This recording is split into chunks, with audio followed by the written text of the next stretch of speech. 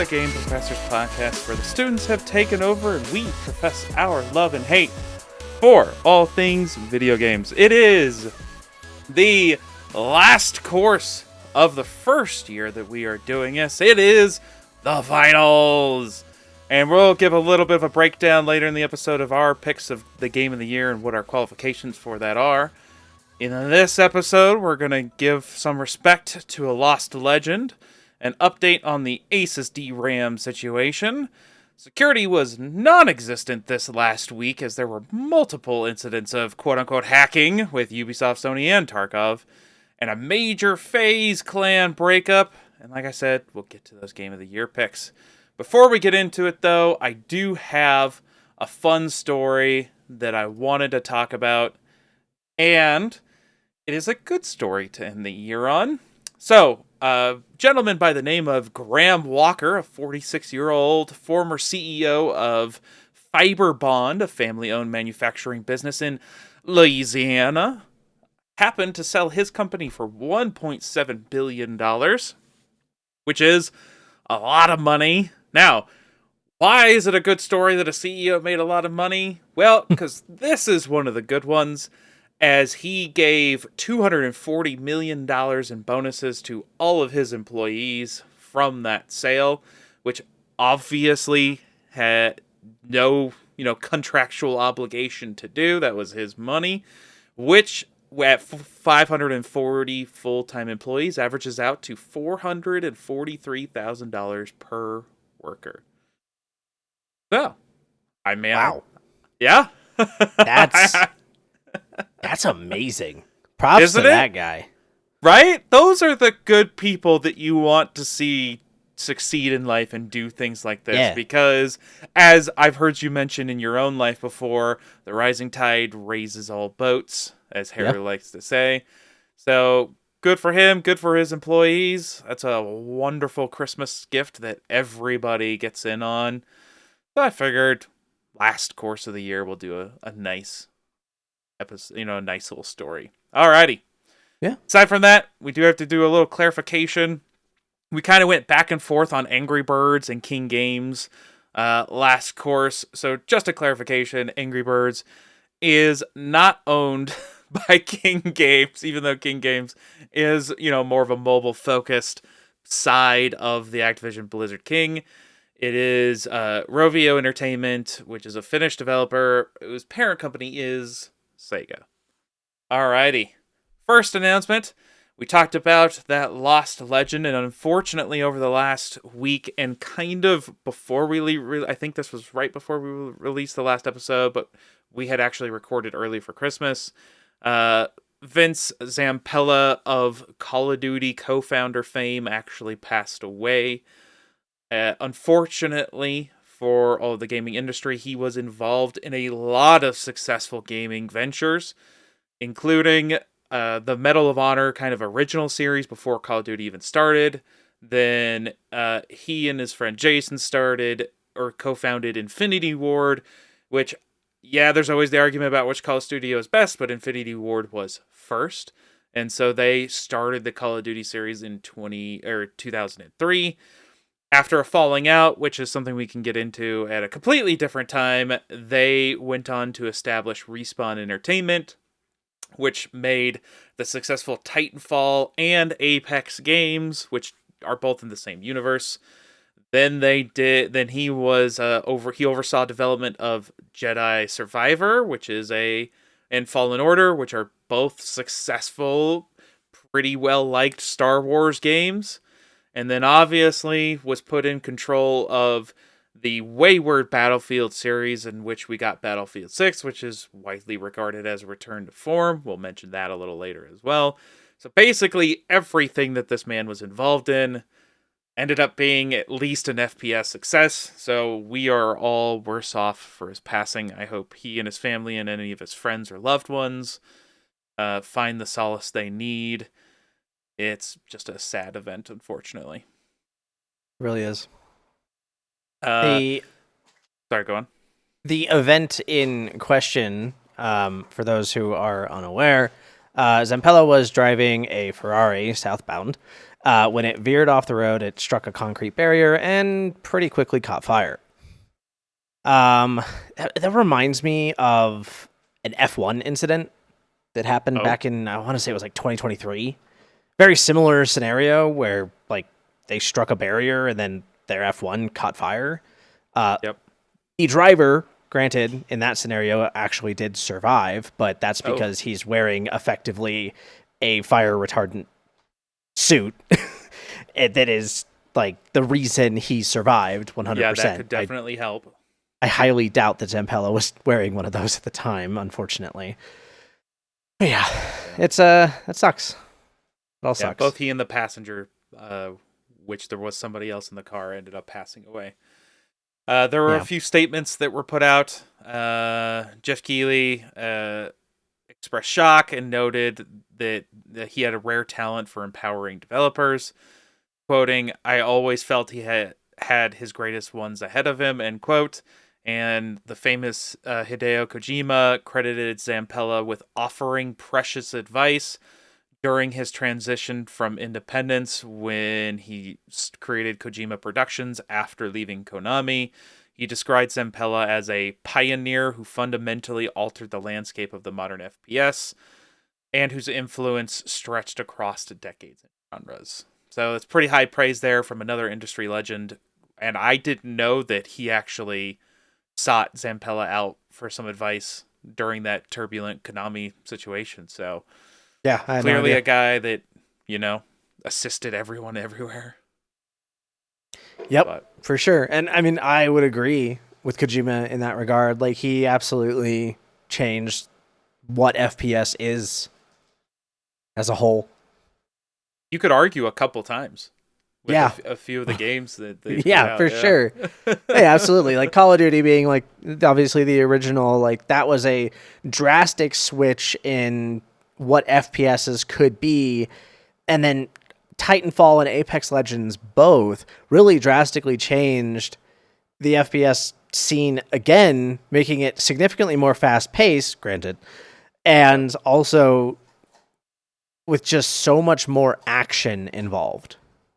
Yeah, and if you're going, and anyone out there who's like, Apex, not as big as Call of Duty, yada, yada, yada. Well, sure, but what is the thing that's always talked about year over year in Call of Duty and other shooters? The movement tech, right?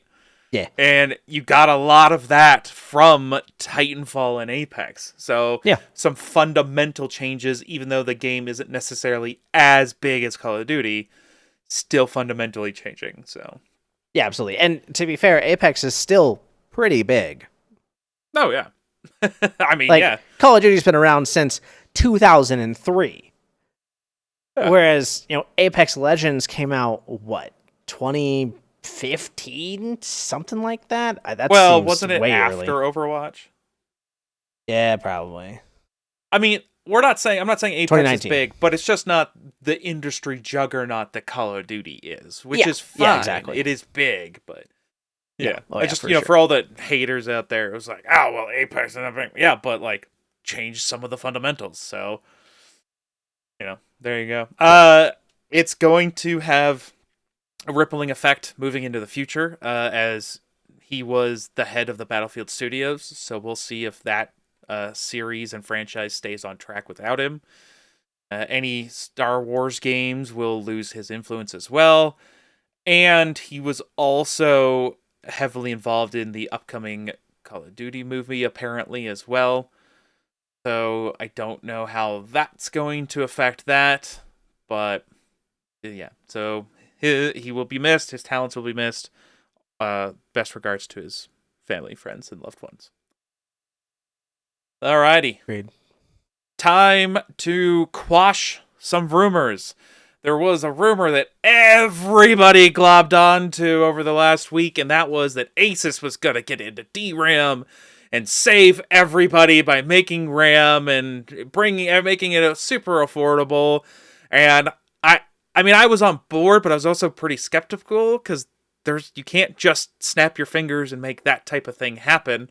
Right. So I wasn't surprised when eventually the article came out that no, it's not happening. It's not happening. Ace's official statement is, quote, no plans to invest in a memory wafer fab, end quote, denying any rumor that it's entering that manufacturing.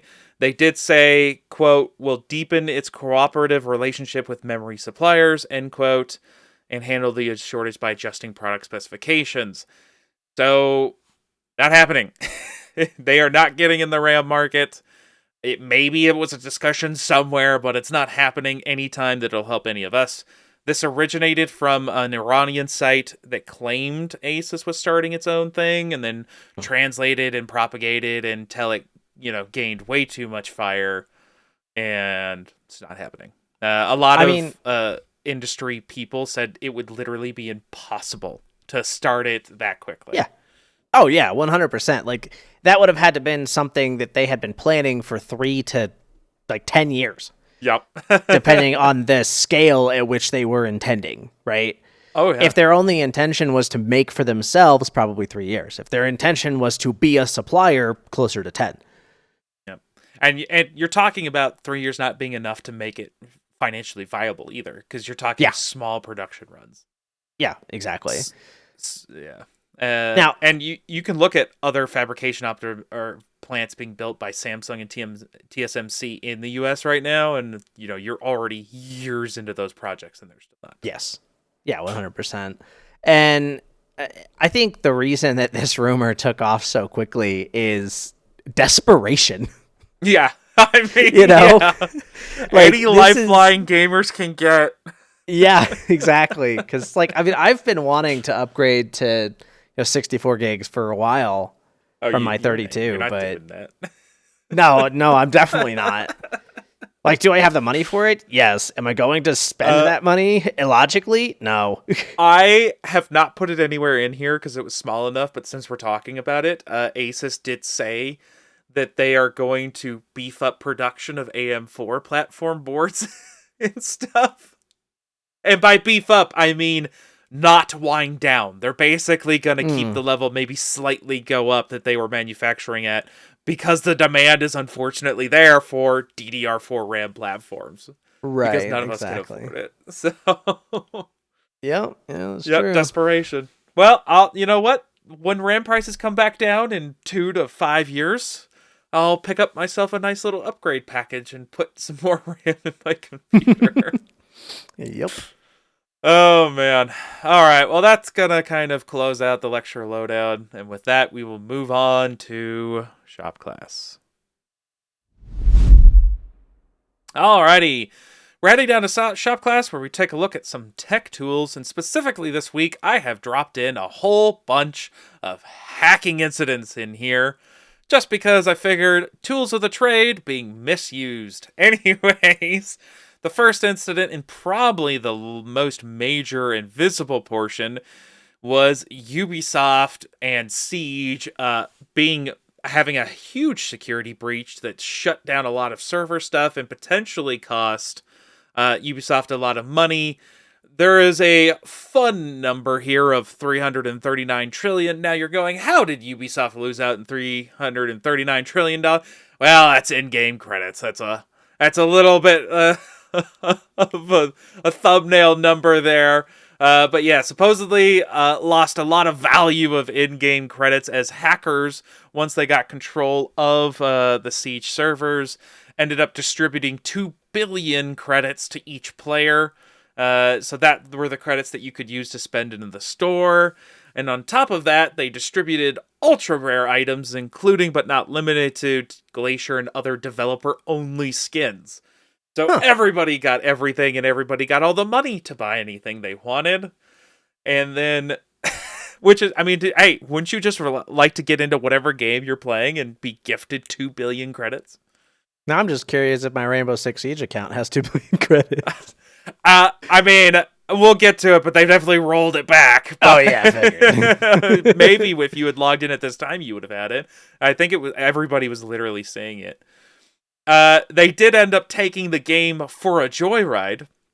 And by a joyride, I mean they used the ban notification tickers to give the lyrics for various songs. Oh So, man. so famously, Michael Jackson's Billie Jean song, so you know, Billie Jean is not my lover, would have been Billy was banned, Jean was banned, not banned, my band, lover Oh banned. my So lord. it was just scrolling up the screen. So if you just read the first word of each line, they were the lyrics for the songs. Oh The other my. famous one with videos out there, which if you haven't seen them, I highly recommend you go watch it because they are hilarious, was Shaggy's It Wasn't Me. So, you know, found somebody on the bathroom floor type of thing. That was just scrolling through the band list, which is definitely funny. Wild. Ubisoft obviously confirmed there was a problem eventually and that the messages were not from them, but oh man, was it a wild ride for a while. So, how did this craziness happen? Well, there it's initially there was a claim that it was a Mongo bleed exploit from that vulnerability, which turned out to not be true. And what ended up being validated was an exploitation of the Rainbow Six Siege server APIs to manipulate those particular systems that they had access to. They did not get access to personal user data. And there was initially a rumor that they got a hold of 900 gigs of game data for games all the way back to the 90s. But again, none of that has been validated, and we haven't seen anything from that. So it does look like maybe they got access to some specific systems and then went and had some fun with that. I mean, look, let me just brainstorm for a second here, okay? Okay. If I were to have acquired 900 gigabytes of data, specifically of game source code, specifically of unreleased game source code, I'm not putting that shit out immediately. I'm holding on to that for like the 1 rumor to is 5 that there's years. a ransom. Well, I mean, holding it to 1 to 5 years would be fun, but there is also a rumor that they are trying to ransom it. So that would be hilarious. but and honestly, you are right. Yeah.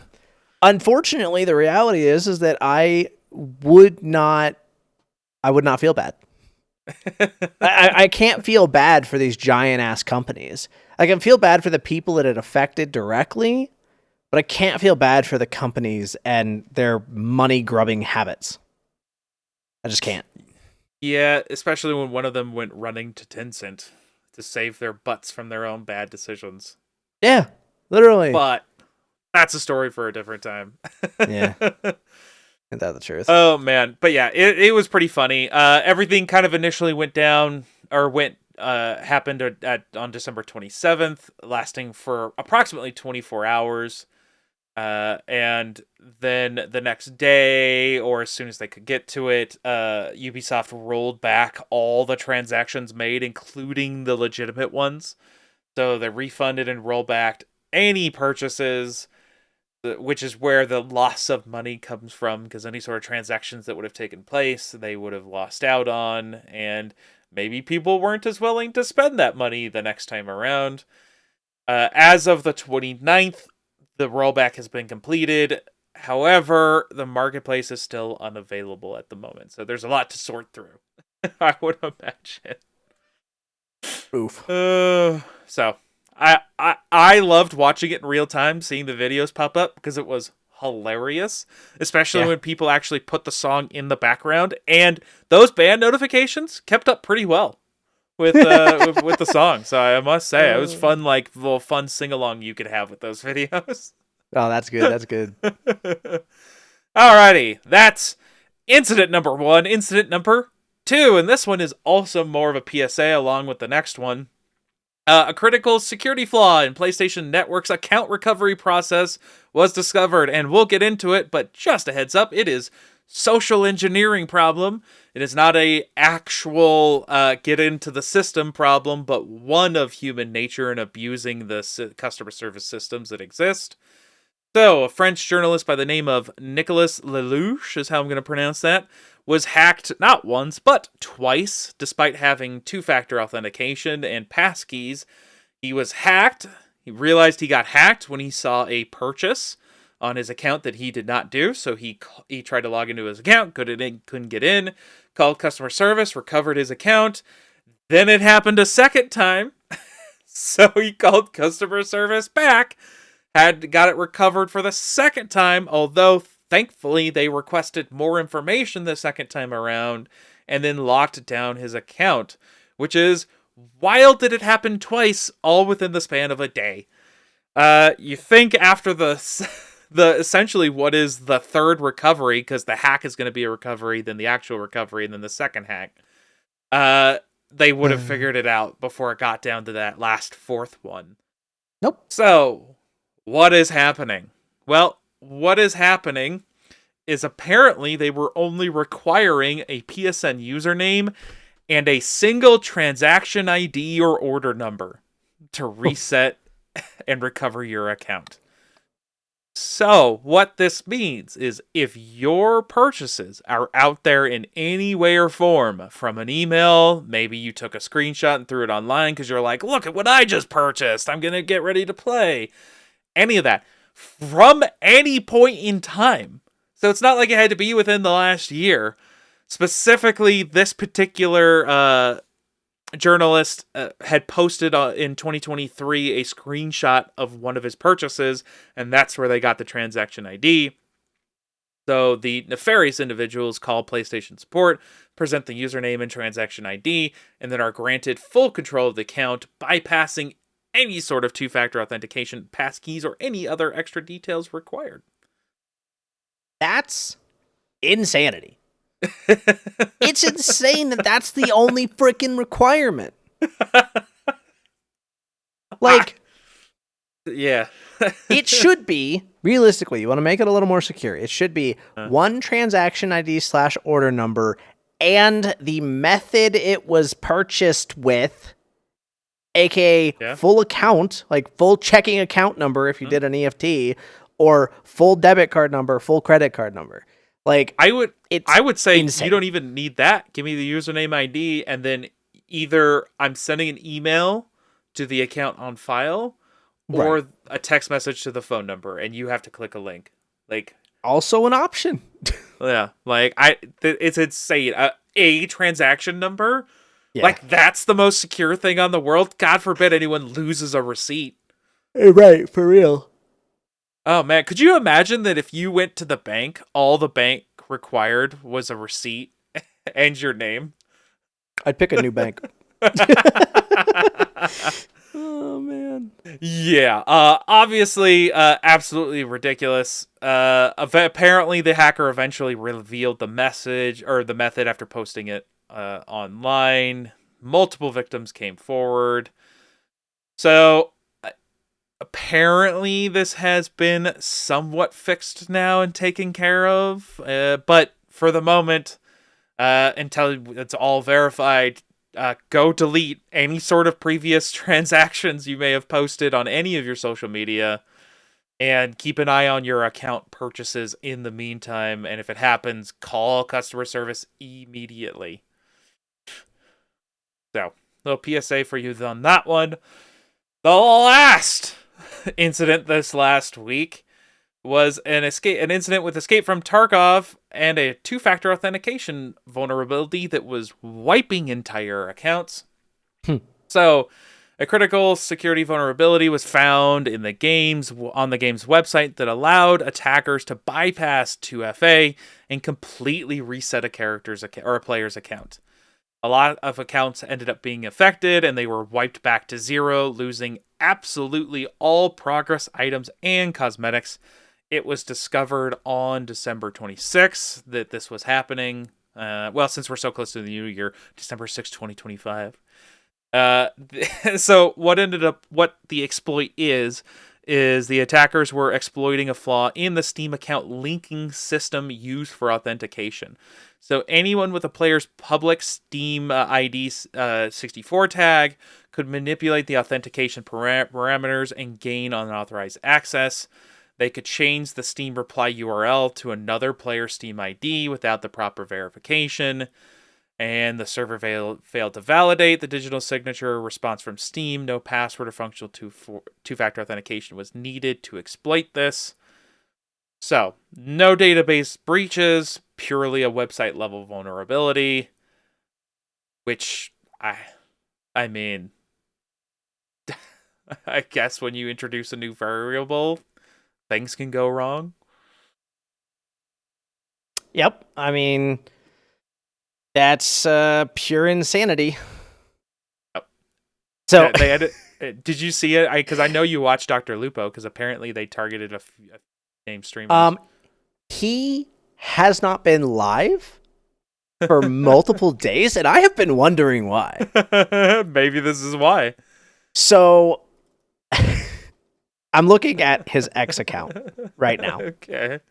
And there is a post that he replied to, and it goes into pretty deep detail on literally exactly how to do this. Okay? And the guy was posting screenshots of Dr. Lupo's account. Oh, snap. That is wild. It is. And he got into a lot of different accounts. Like, he got Dr. Lupo's account. It looks like he got Zemus's account. And he got, I think it was, Baxbeast, his account.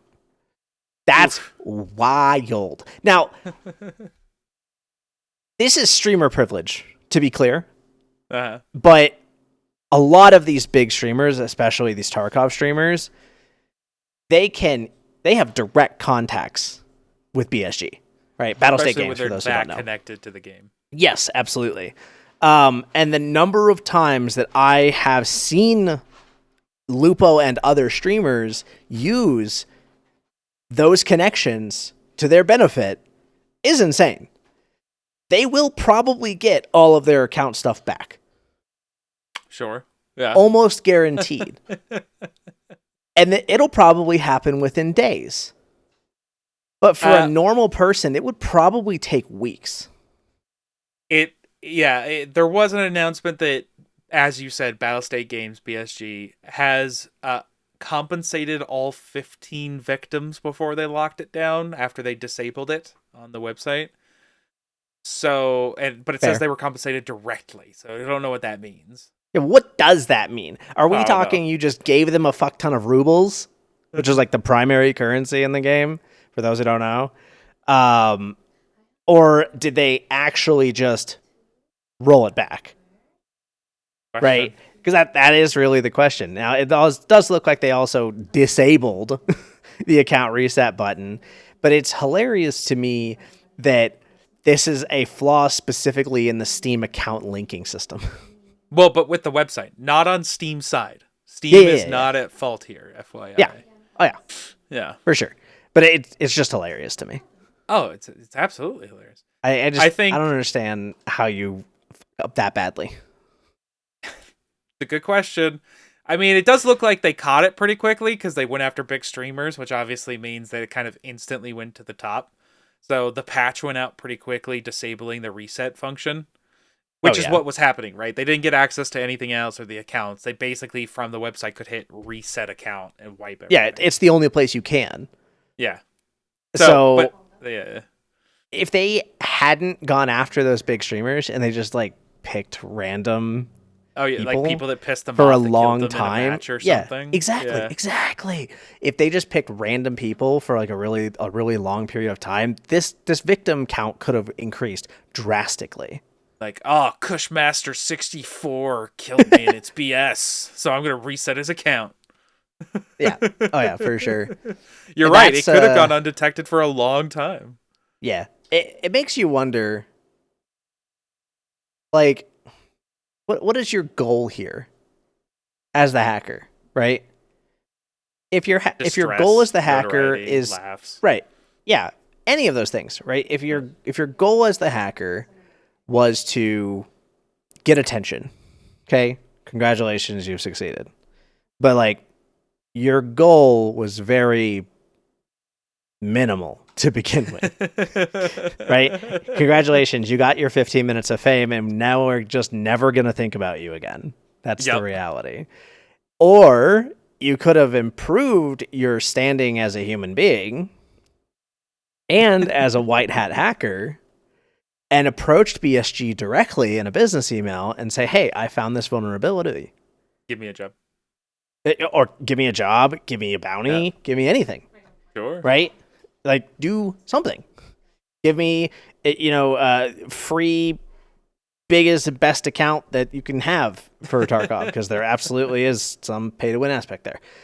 I mean, sure. Like, that's my thought process. But instead, you went after incredibly large streamers, ones who are incredibly connected, ones who have been playing this game since its original alpha release. Yep. So, like, it was going to get caught very fast, because you're talking about people who play this game daily, even when they're not streaming. I know a lot of these people play Tarkov even when they're not streaming, even if it's just to log on. Because they don't have to put on the mask, right? Yeah, exactly. Enjoy it. Exactly. But even if they just log on to clear out their stash or organize their stash or whatever, right? And they just don't do anything else, but that's all they do. Like, that's just a reality. You know, it got caught so fast because of that reason. Yeah, you attacked the hero and everybody saw, so everybody rose up and then kind of got to the ears it needed to get to. Yep. Yeah, absolutely. Yeah, you can't just bitch slap Superman without everybody knowing what's happening. I mean, I think that realistically, BSG, the lesson here is to push the account reset button, you should probably require 2-factor. Or just put it in game. You could just put it in game. But, I mean, yeah. Yeah. I mean, I was just saying. The thing, though, whenever you see something like this, especially when no one got, like, seriously life affected by it and you can laugh at it, look, they took the right action. They took care of it. It's patched. It looks like they're compensating people. That's all well and good. They don't need to do anything else.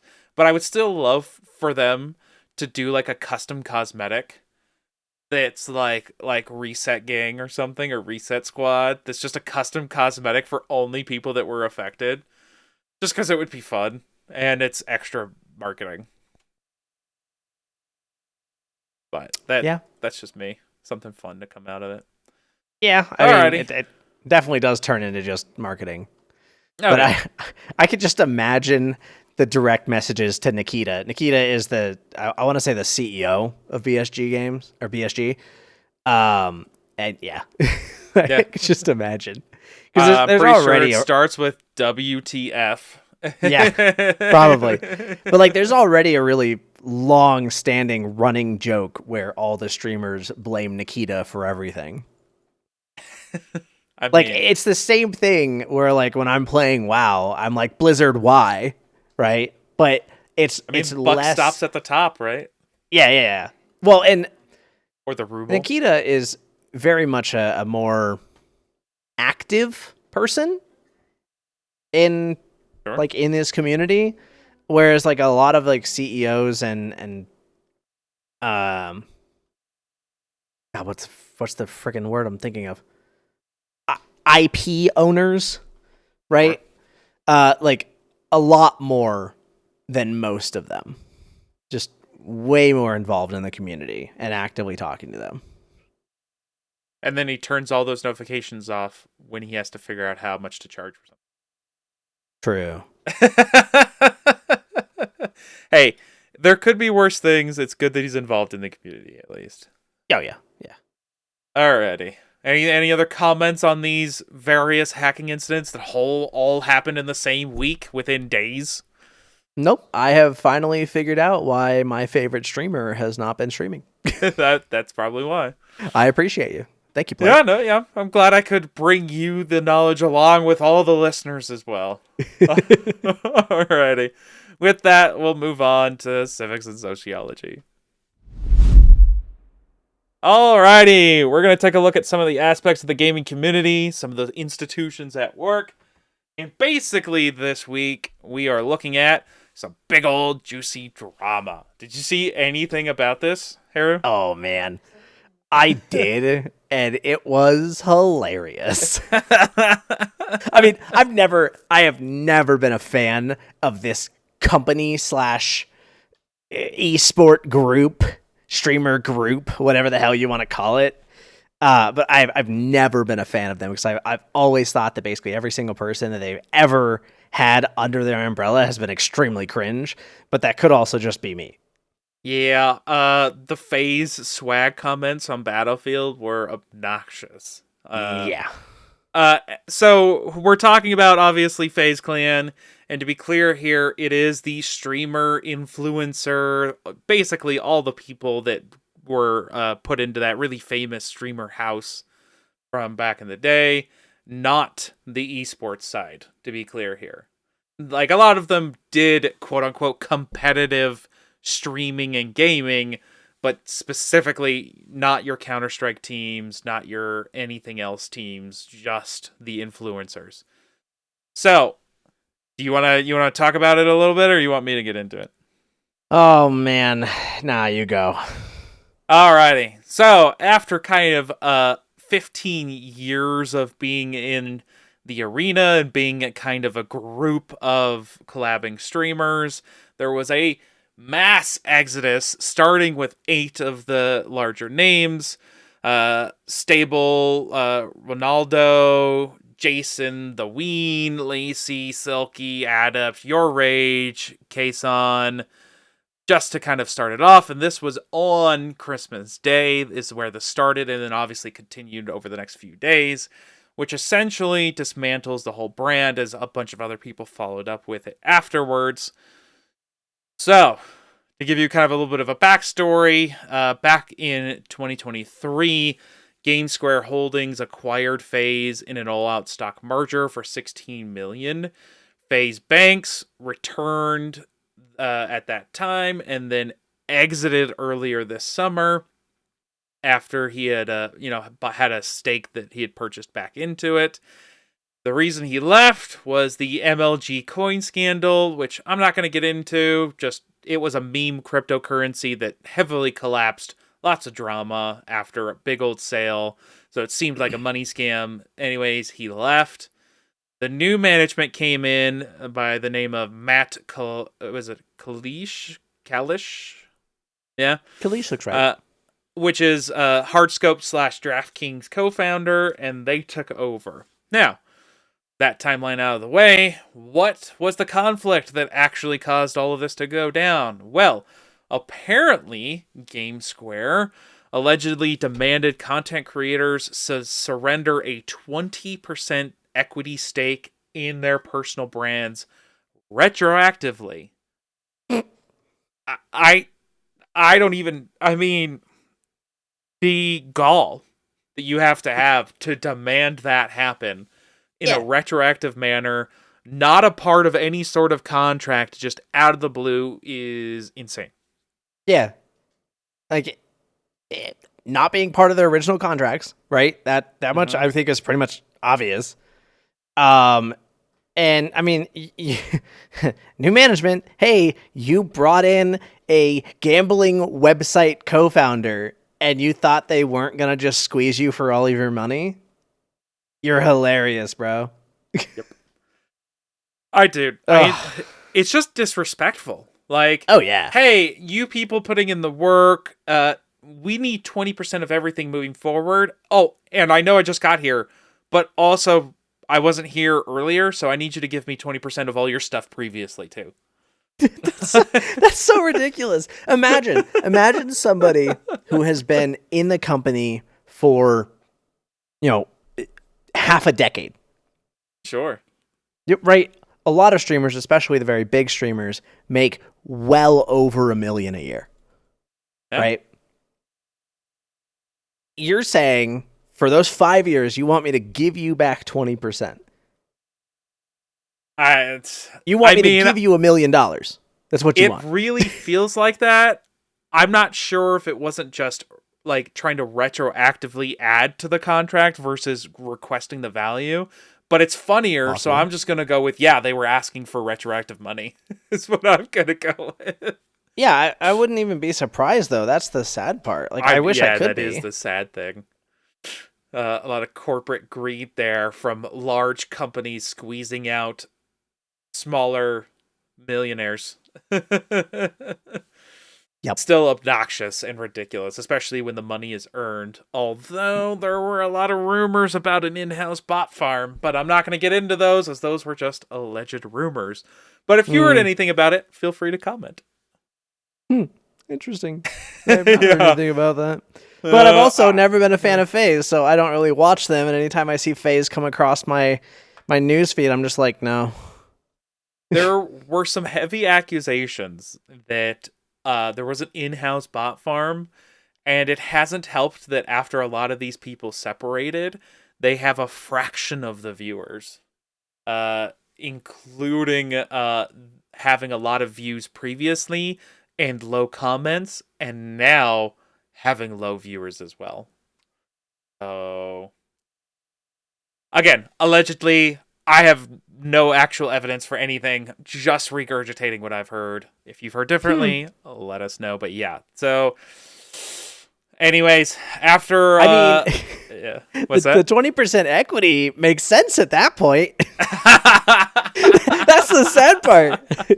Hey, the reality is that you actually have 20% of the viewership that you really see. Yep. So give us 20%. I mean, that could be it. You're right. Like it's still scummy. It's still absolutely scummy. It's and way the fact scummy. if that is true, if the bot farm is true, unsubstantiated, even more scummy and absolutely ridiculous. And honestly, if it is found to be true at all, I think both YouTube and Twitch should just ban the frickin' company entirely from being on either of their platforms. Yeah, I mean, and the same goes for all platforms, right? But I doubt Kick will ever do that. No, as long as they can bring people in and get money, they don't care. I mean, well, Twitch is no different, but it's true. That is what it is. But yeah, so basically failed negotiations after ridiculous demands, and they all ended up walking, essentially. The creators, regardless of allegations or not, brought in a lot of money in subs and in ads. So it was not a small thing for it to just disband. Even the quote-unquote iconic $7,500 or $75,000 a month LA mansion was also put on sale. Ooh. Yeah. Oh, that's rough. I didn't put it in here because I didn't want to have it written down, but there were also some crazy relationship allegations that happened. I wouldn't even be surprised, dude. Of cheating and not cheating. I didn't want to put it in here because again, it was he said she said type of stuff.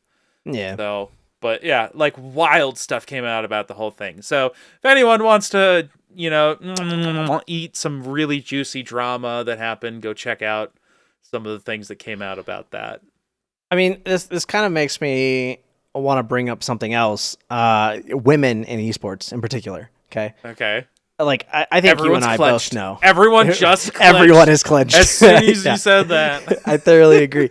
But you and I both know that there are absolutely women out there who match or exceed the quality of gameplay that some of the esports pros have. Sure. Right? Yeah. However, a little while back, it came out from multiple industries. I'm talking TSM, Liquid, a lot of the big names, right? That the primary reason that they do not have females on their team, regardless of the potential quality of the female, is because of relationship problems. I mean, and in no way are we putting this on only women for this specific problem, because obviously men have a problem keeping it in their pants, but it is also one of the arguments against having female frontline soldiers as well. Fair. Again, not one way or the other. You can put your own comments about your own experiences if you want to, but that was one of the arguments and concerns as well, was relationships amongst enlisted peoples. I mean, the way that I personally see it is that if you're not professional enough to get the damn job done, regardless of the sexes around you, you probably just should not be there. Yeah, like I think most people can agree with merit, respect, and professionalism, right? If you can, if you qualify for all three of those things, then it doesn't matter sex, background, nationality, whatever. Yeah, absolutely. Now, the problem is that a lot of esports pros tend to be very young. They tend to be between 16 and 24. Well, you know what they do at the Olympics, right? Because the Olympics is the same thing. There's a lot of young people at the Olympics, right? Yes, I do. And you know the famous story about the Olympics? Yes, I do. Yeah, well, for anyone who doesn't know, they have a lot of rubbers on hand. Yes, they do. For the Olympics. For some reason, I guess people like making animal balloons a lot. I mean, look, you're talking about adrenaline and all kinds of other reasons. Dopamine, highs, dopamine, lows. Stress. Yeah. All kinds of reasons. Like that's just the reality. Maybe man. you just need a good early morning workout before, loosen up before you're before you're Yeah. I mean, I know that it improves my workout. dexterity when I work on the giraffe. When I do the Holy crap, like, all right. my hand-eye coordination, That's Oh, jeez. But yeah, you're right. It would not surprise me either. But again, that was some he said, she said stuff thrown around. So anyways, lots of juicy drama. If you want to drink good on the gossip train, go grab a ticket and take a look at what's going on with FaZe over the last week. Alrighty, with that, we'll move in to the main portion of this course, which is the Game of the Year discussion in Free Period. Free Period! Anything we want it to be, and what we want it to be is a Game of the Year discussion. So that's what we're doing as we close out 2025. But before we fully get into our picks, I wanted to discuss some kind of controversy around the generally accepted Game of the Year winner, Clair Obscur Expedition 33, and specifically the Indie Game Awards, as a kind of a few people pointed out in the comments of some of our videos. So, what's the core issue at hand here? Well, Sandfall Interactive and its game had the Game of the Year debut award from the Indie Game Awards revoked in mid-December. The reason was, quote, games developed using generative AI are strictly ineligible for nomination, end quote. The next winner was given to Blueprints, which also turns out to might have used some generative assets as well, so they might have to follow up on that one, but we're not going to get into that today. What happened? Okay, is it true? Did they use generative AI during development? Yes, they did. It was used as texture placeholders and then were accidentally shipped with the game. However, literally within 5 days after people pointed it out to them, because we're talking like literally some posters on walls and stuff that were technically generated with AI, they patched it all out. And then added in, obviously, human-created assets that were supposed to be there. So these were a few that they had missed. I don't know about you, Heru, but I personally don't agree with this decision to remove the award. I think this is ridiculous. That this is the hill that they're choosing to die on for this infraction. I mean, before I even knew all the details, I already didn't agree with it. Right? Like, look, plain and simple, I don't care if you use generative AI. I don't care if you use AI in general. What I care about is a quality game and that you treat your employees right. Sure. Those are the things that I give a shit about. Sandfall Interactive did both of those. Yep. Yeah, I 100% agree with you.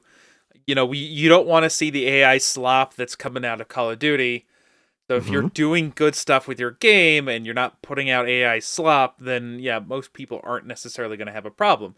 Now, for your awards, if you want to say no generative AI use in games, and that's the qualification you're going for, that's your choice, right? However, I think even if that's your choice, I still don't think this qualifies under that limitation. Because there's so many times in development or when you're creating something where you have a placeholder. You're trying to get past a section to work on something else you need to first, and then you go back and touch it up and clean it up and fix it later. And clearly, like, as there were almost no other instances other than these few, and then within 5 days, out of the game. Clearly, this was intended to be that. We just need to move on. These posters aren't really that important. We'll come back and fix it later after we've polished the rest of the game and gotten the major things taken care of, and we're going to remove it. So I don't understand how this qualifies as, like, the game being made with AI. Because it's out of the game. They patched it out as soon as they saw it. It was always intended to be removed from the game. It was never intended to be a part of the final piece.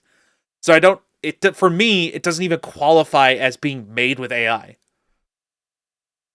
That's like saying, I thoroughly hey, agree. I was making a piece of art and I slapped a random face of Mickey over here on the screen because that's where I was going to put a face, and then I made the rest of it and then later removed that. Does that mean I used Disney material to make my piece of art? No, it was a placeholder. I fixed it later. Right. Yeah, exactly. And I think this honestly shows IGA's incompetence with knowing how game development works. Yep. How any development works. Yeah. I'll just throw any development out there. To expect someone not to use placeholders, like, what is the difference between using an AI generated placeholder or a gray box? Or even a copyrighted asset placeholder. Right. Yeah. Because you wouldn't give a game of the year an award if it had copyrighted material that was stolen in it, right? Yep. You're not going to give Pal World Game of the Year because they're currently going through a lawsuit, and they have been for years, right? That's just the reality. It's not going to happen. No, Plain and simple. but again, it's temporary. To your point, gray box, copyrighted asset, as long as it's intended to be a placeholder and temporary, yes. And then if it's discovered, removed as soon as possible, showing that, yes, it is temporary, it's dumb. Like I want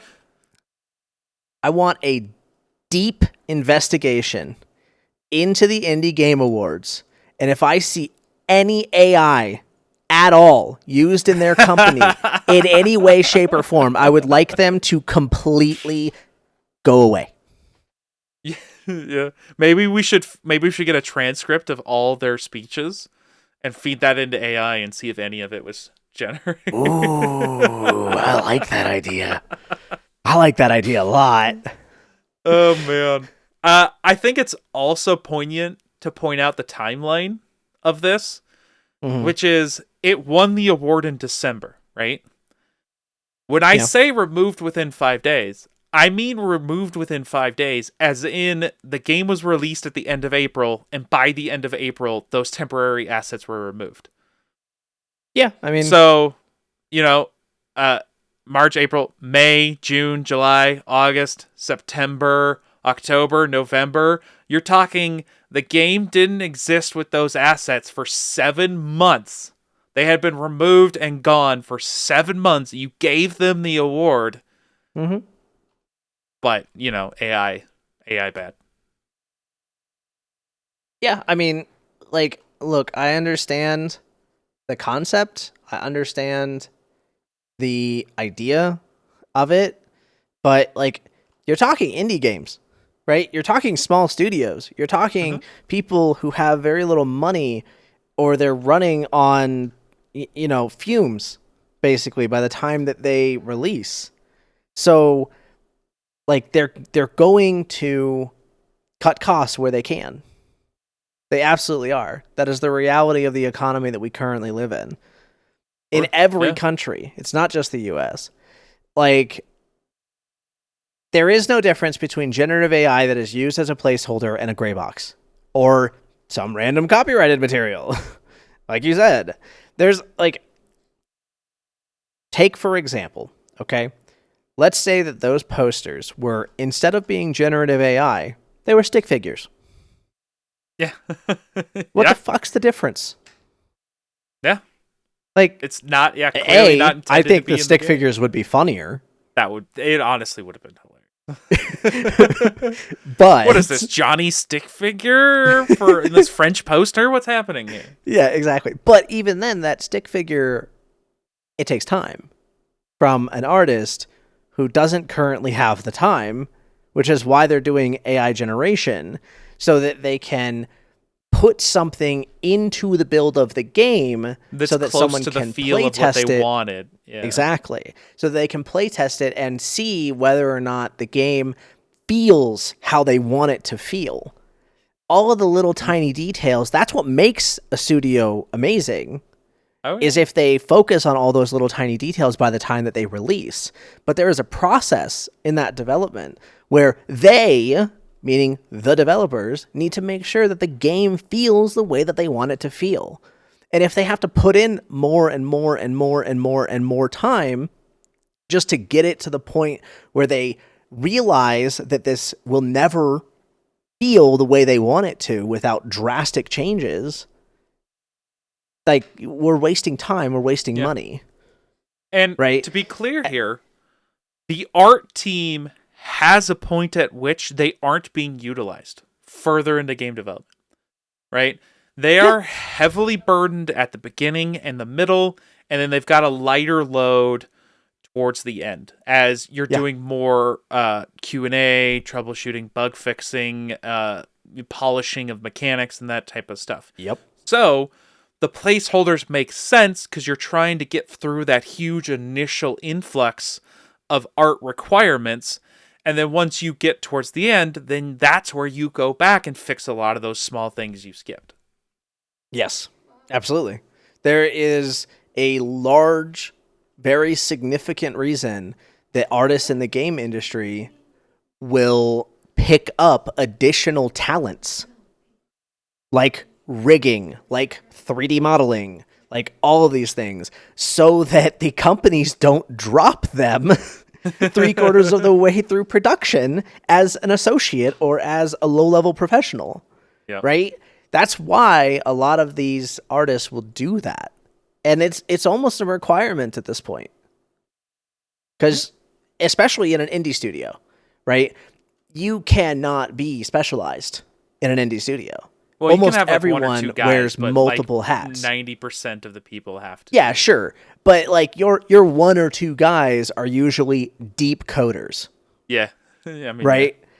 Like we're talking multiplayer net coding or like full-blown engine coding, right? Like those are the people that can be specialized in an indie studio. But an artist, a rigger, a 3D modeler, a texture designer, those guys can't be, they just cannot be specialized in an indie studio. You can in Activision or Blizzard or any of the other giant ass companies because they have the overhead. 200-person more exactly. teams. Yeah. Exactly.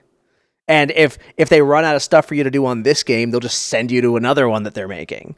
Indie studios are oftentimes making one game at a time.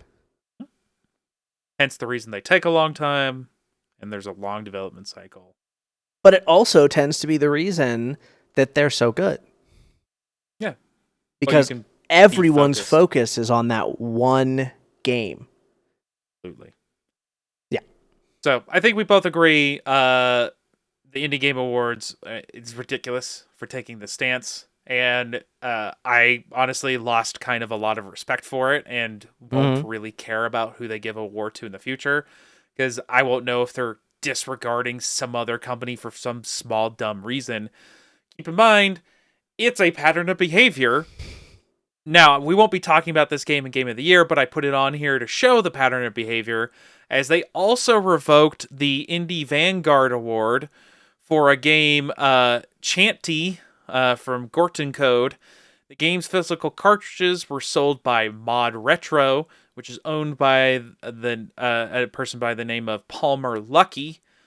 And IGA cited Mod Retro's connection to military drone manufacturer Anduril as strictly against the values of IGA. So, they revoked an award for a game because the game's physical cartridge were associated with a company that they didn't like or personally agree with. Huh? Yeah. It's so convoluted, it's already dumb, and then when you understand why they did it, it's still dumb.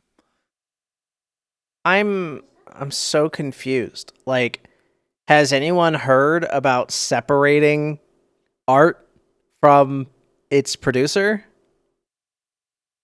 Like, that's what these awards are supposed to be about. They're supposed to be about art. Yeah, but you don't even have to do that. This art was already separated from the thing they didn't like.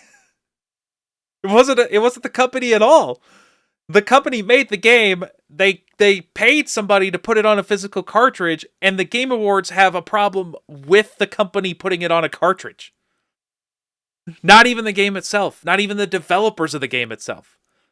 So separating art from artist doesn't even apply in this situation because it's already not the artist. Like, this is so many levels of dumb that it just makes me angry almost. Oh man. Yeah, that's fair. So, Like, I'm looking through all of their options, right? All of their awards. I'm putting awards in quotes, by the way, especially after I fucking just looked at all of this shit. Holy hell. They don't have a best multiplayer award. What? There's lots of friend games out there that could easily get it. Yeah, absolutely. Mimesis, Peak, like they have Peak literally in some of their awards. R.E.P.O, any of them. But instead, they put a bunch of awards based on location. I'm not saying that games made in Africa, games made in Southeast Asia, or games made in Latin America don't deserve recognition. But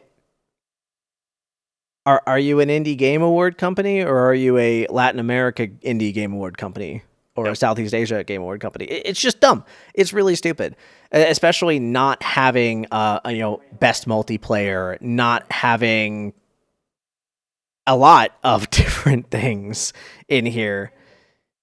Yeah, it's weird. I mean, we're not big enough that I care about giving them publicity at the moment. Same. So this is more of a PSA out there that if you ever hear about the Indie Game Awards, my personal opinion is you can move on and not give them your time because they are clearly ridiculous from top to bottom. Yeah. Oh yeah, absolutely. So, for anyone out there that you ever hear naysaying Expedition 33 because it lost an Indie Game Award, you can tell them that the Indie Game Awards were bullshit and tell them that that's a ridiculous statement. And instead of being angry, they should just go play Expedition 33. Yeah, they're bullshit. They remain bullshit, and they probably will not change from being bullshit. Yep. Alrighty. With that, I think it's time to actually get into our Game of the Year picks. These are, to clarify, these are not a regurgitated list of Games of the Year. We are not going on all games available. We are going to do a retrospective next year, just like we did for this last year. This is purely our games that we enjoyed the most this year, and we'll kind of get into our own criteria for what we put on the list. But it has to be a game that we've kind of played or have, been a part of enough to say, yes, this is where it goes. Heru, you want to get into your criteria first? Yeah, absolutely. So I'm a very simple individual when it comes to my games. Much different in the rest of my life, but when it comes to my games, I'm much more of a how much time have I put into it? How much did I enjoy that time? And did the concept of the game interest me enough to break a mold that I have, right? Obviously, everyone knows I'm a giant WoW player. And if it pulls me away from WoW, it's probably on my list. Like, that's the reality. That's fair. And That's oftentimes the things that lowered or excluded something from my list generally were bugs, performance issues, and absolutely terrible dev decisions. And though most of those also lowered the amount of time played. To be fair. Heru don't play no bullshit. Yeah, correct. Correct. I value my time way too highly to be playing a game that I spent $120 on at 30 FPS. I'm just laughing about valuing your time because you do, but your concept of time is so skewed. Oh, I know. I couldn't even guess as to what the value of your time is. It makes no sense to me. Look, the value is important. Okay, that's what you need to know. That's fair. That's fair. For me, as in Plague, I based my list off of just personal enjoyment. It's kind of the first and foremost thing. And then from there, I weighted it in a descending order. Does it have a fun gameplay loop?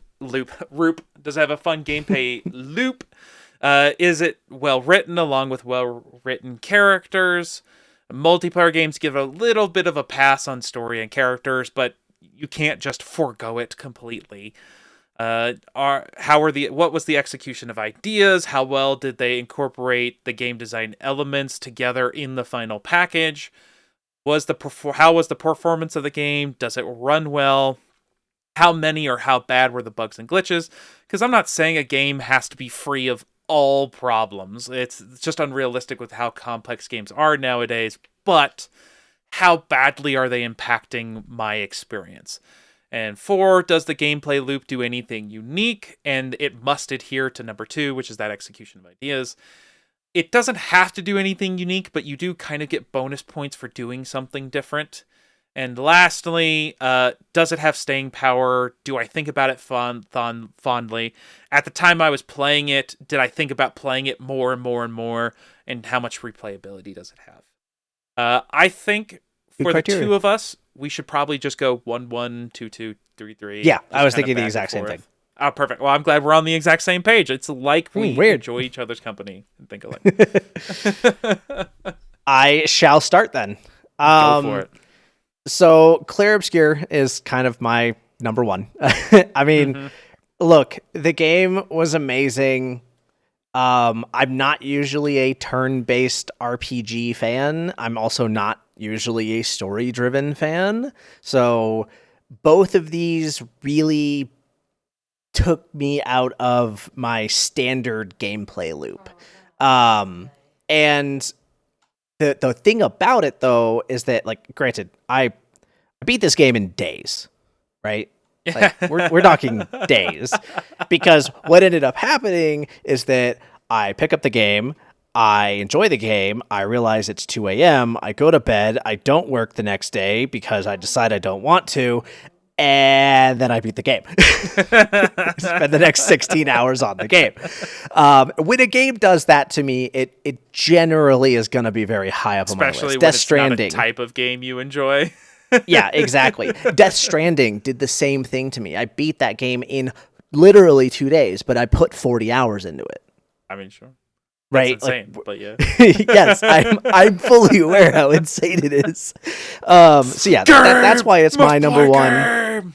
It is. It's a very good game. It has an amazing story. It really revolutionizes the turn-based aspect, in my opinion. And makes it a lot less Pokemon oriented, where it's just like, click this button, do this thing. There's actually like things that you need to do. It makes it a little more actiony, even if it is still just turn-based. I mean, you'll find this shocking, but it's in the same spot on my list. It's number one. Weird. Not only did it revolutionize, but it revitalized, right? Like, the turn-based RPG genre was not dead, but it had been stagnant for a long time. There hadn't been really anything interesting in that sector. Things existed, there were good games, but nothing that like blew you out of the water, right? And so this game came along out of nowhere, being an indie title, blew everyone's expectations out of the water. All the press, all the talk about it exists for a reason. I don't need to go into it more than I am. I will say one specific thing, though, that kind of shows you why it's number one on most people's lists. That Famitsu magazine, famously, the Japanese gaming magazine that has existed for a long time and is notoriously very hard with their ratings, reached out to a lot of Japanese developers, celebrities, and industry figures. And Expedition 33 was voted the game of the year. Specifically, 191 of those prominent people voted. Notable voters included Hideki Kamiya, which is Devil May Cry creator, Akira Yamaoka, the Silent Hill composer, Takayuki Nakayama, which is Street Fighter 6 director, and Katsuhiro Harada, which is the former Tekken lead. So a lot of prominent people. And even in a very notoriously stringent and difficult to get a good rating magazine, a Western RPG is number one.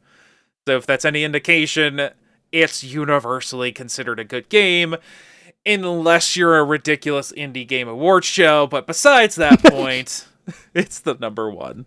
Guys, can you tell he watches anime? He nailed every one of those Japanese names with no issues. And if I didn't, put it in the comments. True. Alrighty. My number 2 was Blueprints. I have a thing for roguelike games in general, but have kind of fallen by the wayside when it comes to puzzle games.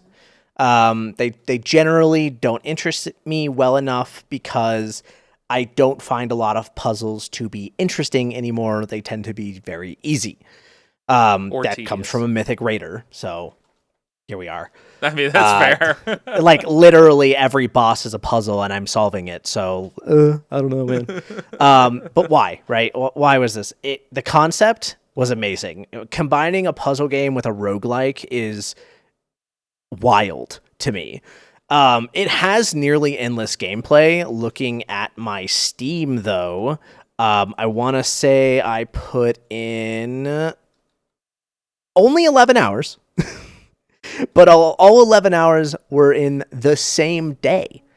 And I fondly look back at the time I spent in the game. The puzzle wasn't complicated. It was very obvious what the goal was, and you knew what you had to do. But it is one of the few games that had me breaking out the sticky notes, not the physical ones, but the Windows app, so that I could actually write stuff down and like keep track of it between my runs.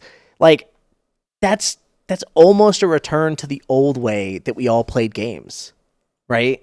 I mean, where you write stuff down on physical paper, yeah, right, to keep track of different things that you wanted to remember. Where's that code I wrote down from 3 levels ago? Thank you. But like, I wish there was an option inside of the game for that type of stuff. But like, it's an indie company, right? You don't really expect that kind of a thing. And regardless, like, I have 2 screens. I'll just use it. Use the sticky note. It's fine. With 2. Yeah. Whatever. This guy with freaking like 7. No, I only have 3 on this computer. Exactly. But yeah, no, if you haven't tried Blueprints, I do recommend it, especially if you have enjoyed puzzle games in your past in any way, shape, or form. Now, it's on sale on Steam right now by 34% for under $20. I mean, it's at $20. Yes, it is. Essentially. Is it worth it? I haven't played it. Should I It honestly really is. The roguelike aspect that they put into the game is really well done. All right. To give you like a quick rundown of what the hell this game is. So you are I want to say a nephew of somebody who passed and you inherited his mansion. His mansion, it is the roguelike place, right? It is the map that constantly changes And it changes based on your decisions, right? So kind of like in Hades, where you have like one or two choices when you pick a door, right? Or you have two or three doors, whatever, right? But here you walk up to a door that is, adjacent to an empty plot within the mansion, and you pick between 3 rooms that you want to put in that space. You don't want to necessarily put a dead end space there, right? But there are rooms that are just closets, right? Or an electrical closet or a bathroom, right? Most bathrooms don't have 2 doors. I don't know if you guys know that, but right? So like Yeah. it's interesting. I mean, it looks cool. I had seen rumblings about it, but I hadn't really looked heavily into it because I'm not a big puzzle guy either. Yeah. But this looks fun. I like the look of it too. It's kind of like It that really straightforward felt cell shaded look, which is yeah. I do enjoy. Yeah. It was very stylistic, very good. And like initially I thought that the game was only going to ever be inside of the mansion. It's not. There is an outside of the mansion that is part of the roguelike, Yeah. which is wild. But yeah, I really did feel while I was playing that there would be a nearly endless gameplay loop if you really wanted to. But obviously, like Hades, there is technically an end to the story. I'm on board. I look forward to trying it out at some point. Perfect. All right. Well, unlike Blueprints, which is justifiably high on a Game of the Year list, I want to reiterate that this is a personal list because I have put Battlefield 6 on the second place on my list, and that's just because I am a huge Battlefield fan, and I've loved everything in this series, and this is a great return to form. Brought back a lot of the destruction that everybody missed, a lot of small improvements, back to the regular, instead of frickin' hero classes, which was dumb in 2042, went back to just the standard classes, which is good, although they left them on an open kind of weapon playlist, which I think makes it a little less interesting in the long term, because if you can play with every weapon, there's no reason to not play with your favorite class if you can pick whatever weapon you want. Mm-hmm. So we'll see how that goes in the long term. Outside of that, the gunplay was fantastic. I liked that it wasn't the movement tech shooter. It was a little bit more I don't want to say sluggish, but a little bit more had a little bit more Grounded. intent to your movement. Yeah, you couldn't just slide around a corner and spray down some poor kid. You had to actually pick and choose your battles, that type of thing. So I have Delta Force flashbacks. Yeah. Well, you couldn't do that here. You'd get pretty messed up most of the time. So it just it was a great Battlefield game. Loved it. My biggest complaint, outside of the open classes, was the battle royale that they put into the game. I kept an open mind because I don't mind battle royales, but it didn't do anything unique really, other than having vehicles, and I don't think that was enough to make it appealing.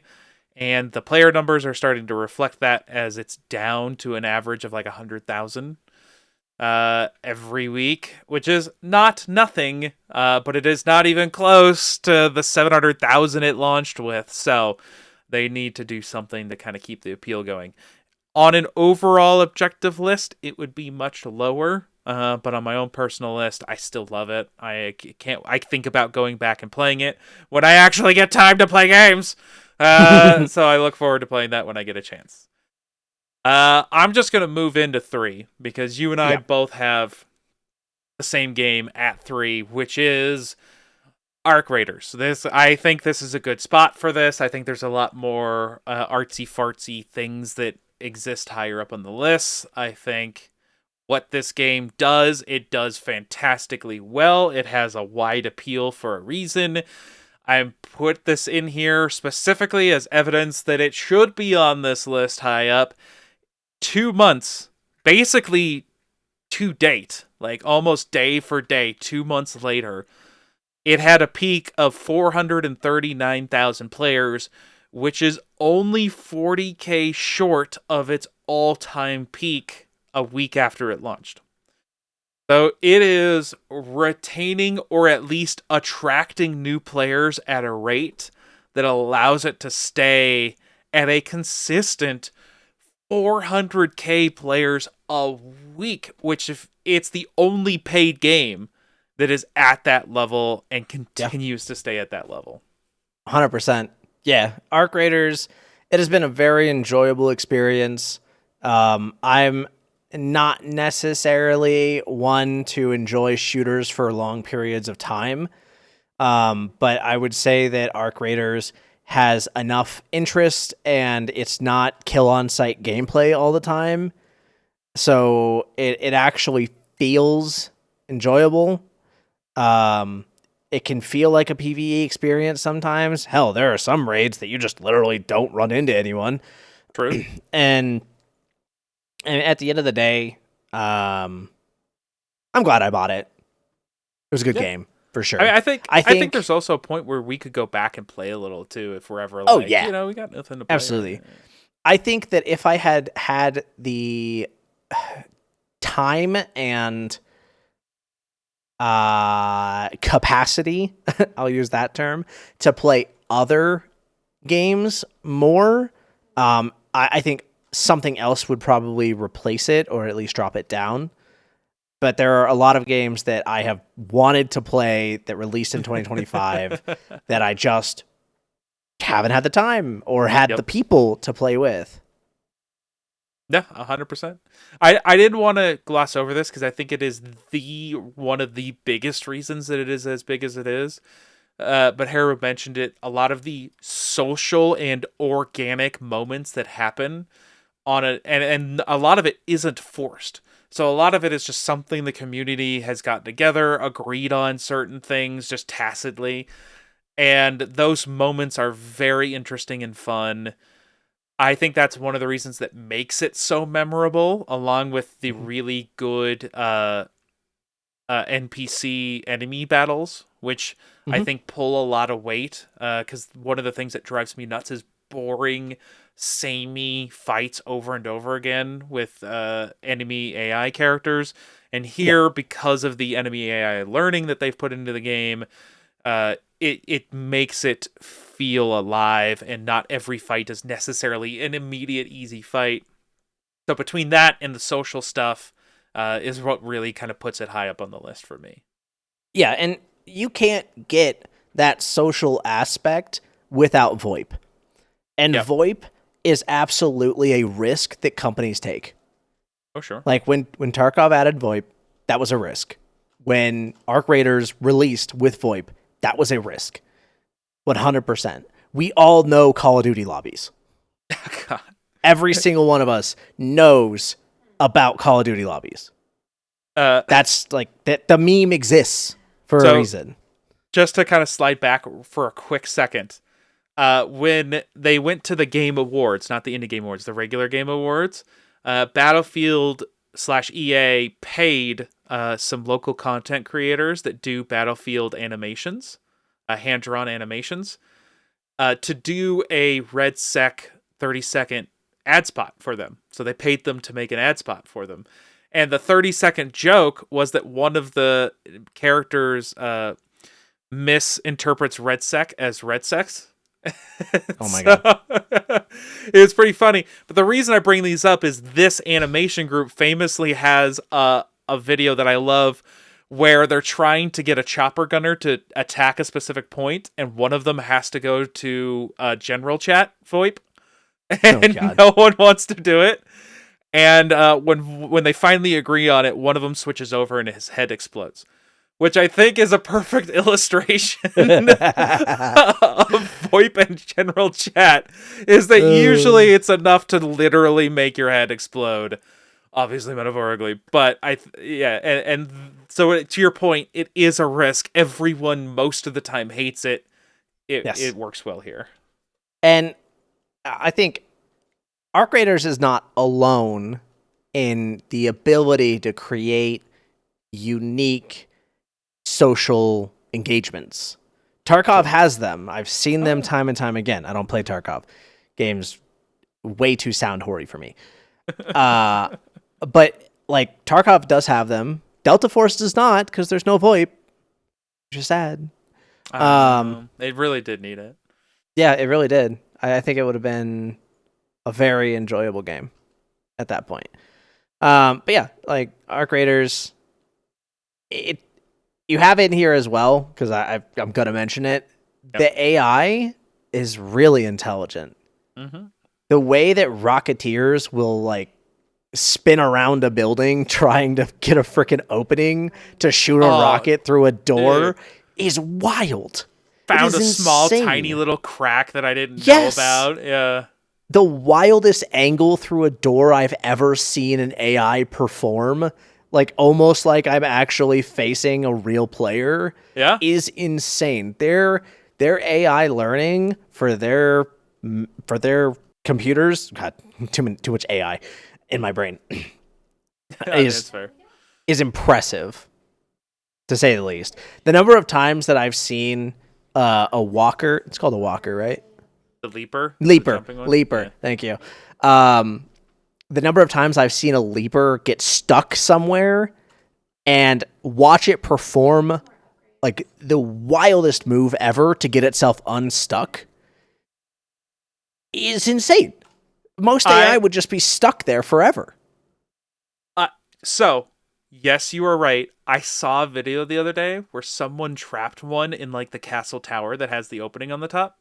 Okay. So it literally couldn't get out, and when it realized it couldn't get out, it just committed. Really? Yeah. I've got to see this video. Send this to me later. I will. But yeah, but to your point, like it self-terminates, which is wild. That is wild. Oh man. All right. But yeah, so fun. What's your fourth one? So my number 4 is Peak.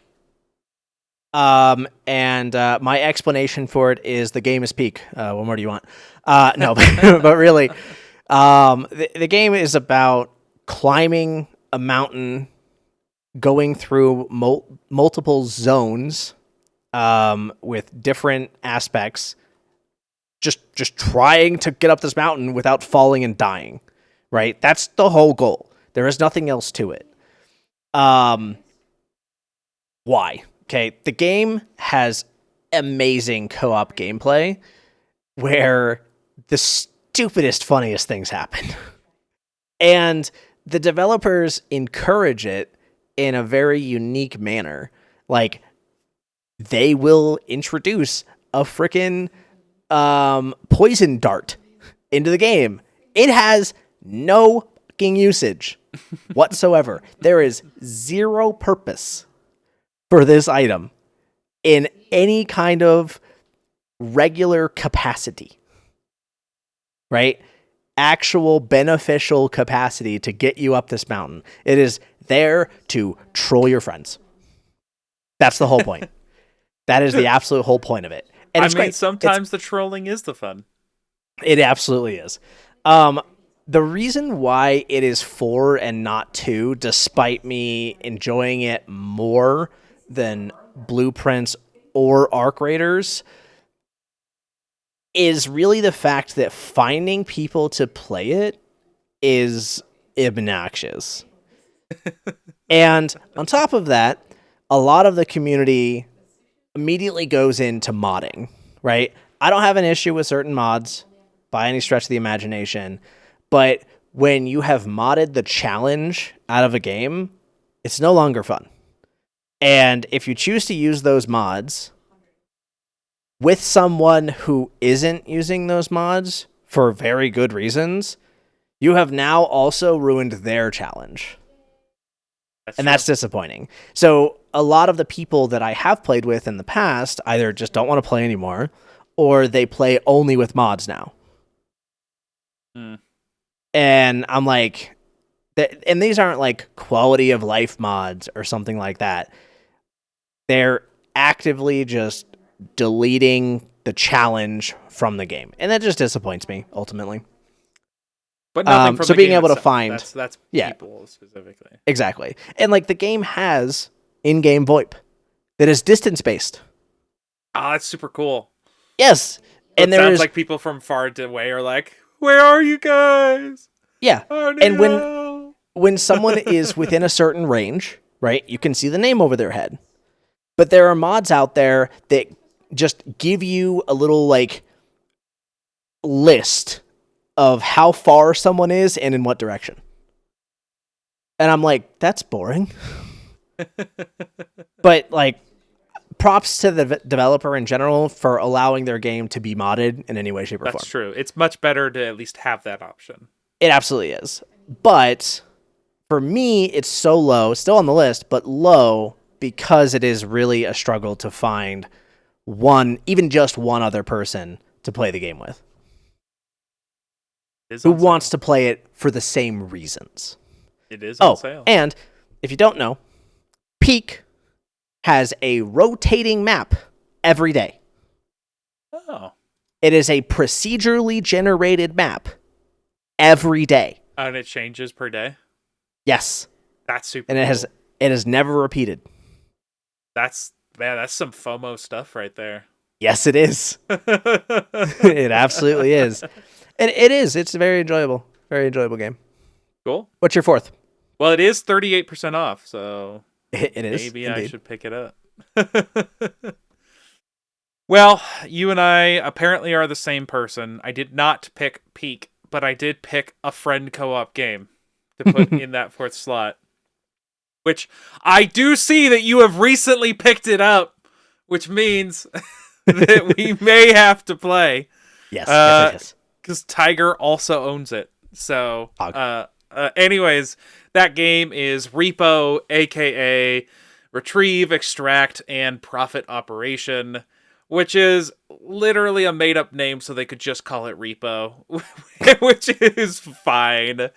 But it's a co-op survival horror game where you are put into a procedurally generated level with various monsters, and you have to go around and collect artifacts. The gimmick is that it feels like a post-apocalyptic thing, and you're robots that are collecting valuable items from rundown and abandoned places.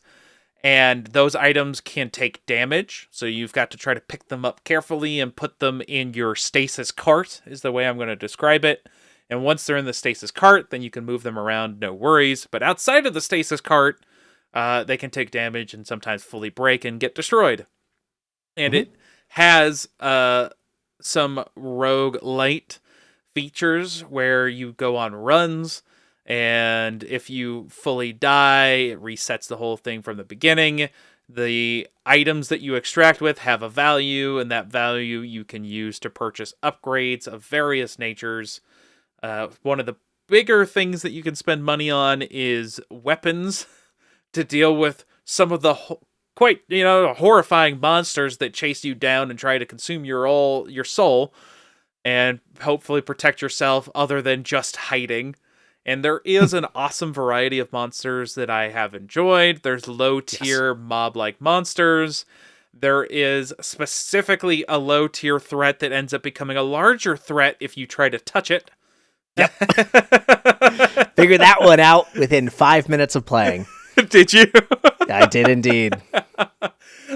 So what he's talking about is this little duck that jumps in your line of sight. So as you're trying to pick up things, he jumps into your line of sight. So if you click while he jumps, you have touched him, and he morphs into what I am just going to describe as a flying alligator that tries to chomp you. And you got to sprint. And by the way, when you sprint away from it, it is required that you scream. It gives you extra speed. It gives you extra speed. Oh man. No, the game also has VoIP, and talking in game is actually a gameplay mechanic, because if you talk in game, the monsters can't hear you if you are too loud or near them. And so sometimes. Sure, but generally, if you're yelling and someone's near you, they will lock onto you. Specifically, it is enjoyable enough that my friend Tiger and I actually mute Discord and only use the in-game VoIP so that you're actually getting into the gameplay more. Yep, it's a good time. I've legitimately had some jump scares at moments as I've rounded a corner and been face to face with the Reaper as its jaw lowers and tries to inhale me. So, Yeah, that one is weird. Most of my friends call that Joe Biden, though. oh my goodness! I don't know why. It doesn't make sense. There's a joke I get it. there, but I get it. I get it. But it's still funny. But yeah, I mean, there are some things where like something might barely touch something and just explode. So there is definitely some collision kind of stuff that's wonky. A lot of the textures are very samey on the type of procedural level generated. Yes. So the visuals are not something you're going to write home about. The monsters look unique enough, which is good, but overall, I'm not really a huge fan of the art style. So Yeah. Well, and the melee weapons are all physics based. Yeah. Which is a little disappointing as well. There are some ways around it, but from what I've found so far, R.E.P.O also has the same problem that Peak does, where people have modded it into oblivion and have removed a lot of the challenge. Yep. So similar problem, but I mean, if we have 4 players, because I can bring Demi along. Yeah. Then, I mean, I'm on board. There we go. I think is it 6? Base 6 players? I don't remember what the max was. I thought it was 4. Maybe they updated it for more, but I don't remember. Either way, off the top of my head. I mean, I only had Tiger and I, so I could tell you 2. Right. Yeah, fair. But next time we're on, we'll see if you're busy and want to do some R.E.P.O, because that is a game that I enjoyed playing. Yeah, I'll probably have to buy a copy for myself if we want to bring Demi along, because I've been using her copy. Oh, have you? Yeah, because Steam game friend family library thing. I mean, fair. All right, so my number 5 was Shape of Dreams. Oh yeah, fine. Sorry, say that again. It was Shape of Dreams, which is a roguelike co-op ARPG. I described it at length in Course 9. So if you want to go back and listen to that, you absolutely can. But it was an absolutely amazing game. It has tons of characters that you can play if you really like ARPGs, like Diablo or Hades or anything like those. It's a very, very enjoyable game. Yeah. And I have played it in co-op. Granted, it was with people who didn't really know what they were doing. High death. Wow. That shot fired right across the bow. Man, I didn't see it. Where'd it go? Anyways, so yeah, it unfortunately, the way that the co-op generally works is the same way that most games work, where it just simply increases the health and damage of the mobs. Oh, that's which is not quite as enjoyable unless you have equally skilled players playing all together and equally experienced players as well. Because otherwise you end up being the only one alive with 3 other people who don't know what they're doing, and now you're just playing a game on triple hard mode. So it's like, whatever. Anyways, I mean, I would love to play Shape of Dreams with like more people, because that would be very, very enjoyable. But I know that very few of my friends are co-op ARPG game players. So yeah. Plus, if it just becomes bullet sponge stuff, it feels like it's a little bit more. Well, and it's assuming that you have experience in the game, or the other person is helping you, and you just understand basic game mechanics, then you can generally pick up on it pretty fast. And it doesn't like exponentially increase the health, right? They don't really become bullet sponges. It's more so expecting that both of you are getting extremely powerful, not just one of you, right? So like it's really expecting that both of you will be able to do the amount of damage that you would be able to do solo. So like 2 people, it doubles the health. 3 people, it triples the health. 4 people, it quadruples the health, right? That makes perfect sense. I don't really like the, like, it does more damage thing, because like some of these things already two-shot you in solo.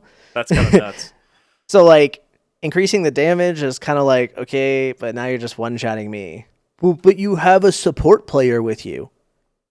Yeah, and that's like my only disappointment with it, which is pretty much why it's so low. I mean, fair.